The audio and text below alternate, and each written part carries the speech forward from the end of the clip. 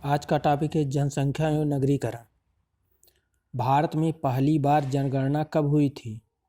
1872 में। भारत में पहली बार जनगणना 1872 में हुई थी। भारत में पहली बार जनगणना किसके कार्यकाल में संपन्न हुई थी? लॉर्ड मेयो के कार्यकाल में। भारत में पहली बार जनगणना लॉर्ड मेयो के कार्यकाल में शुरू हुई थी 1872 में। जनसंख्या की दृष्टि से भारत का सबसे बड़ा केंद्र शासित प्रदेश है दिल्ली। जनसंख्या की दृष्टि से अगर देखा जाए, दिल्ली एक केंद्र शासित प्रदेश है, सबसे अधिक जनसंख्या है।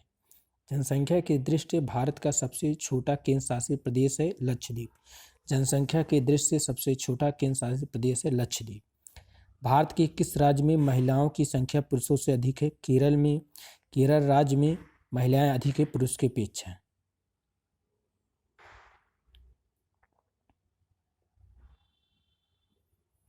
भारत के बीमारू राज्यों में सबसे घना आबाद राज्य है बिहार। भारत के बीमारू राज्यों में सबसे घना आबाद राज्य है बिहार। मेगालोपोलियस सामान्यतः कितनी जनसंख्या वाले नगर में होते हैं? 50 लाख से। मेगालोपोसिस जो है 50 लाख से अधिक जनसंख्या वाले नगर होते हैं। जनसंख्या के आकार की दृष्टि से भारत का सबसे छोटा राज्य है सिक्किम। जनसंख्या के आकार की दृष्टि से देखा जाए सबसे छोटा जो राज्य है सिक्किम है। भारत का सर्वाधिक नगरीकरण वाला राज्य है महाराष्ट्र। भारत का सर्वाधिक सबसे अधिक नगरीकरण महाराष्ट्र में है। भारत के किस राज्य में ईसाई जनसंख्या का प्रतिशत सर्वाधिक है? मिजोरम। मिजोरम में अगर परसेंटेज के हिसाब से देखा जाए तो सबसे अधिक ईसाई है। भारत का क्षेत्रफल संसार के क्षेत्रफल का 2.5 है, परंतु इसकी संपूर्ण मानव प्रजाति का 17% है।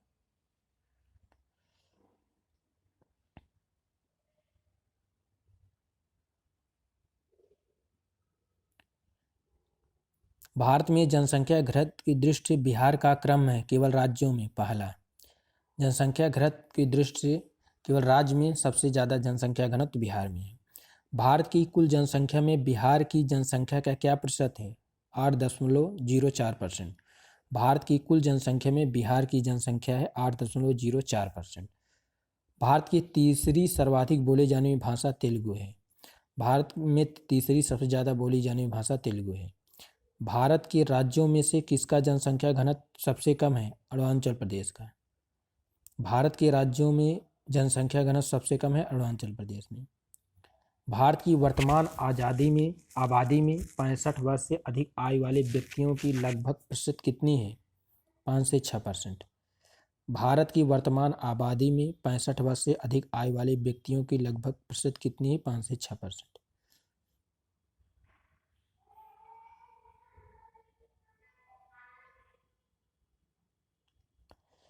भारत की राष्ट्रीय जनसंख्या 2000 के अनुसार 1 वर्ष तक जनसंख्या स्थिरता प्राप्त करने का हमारा दीर्घ लक्ष्य है 2045।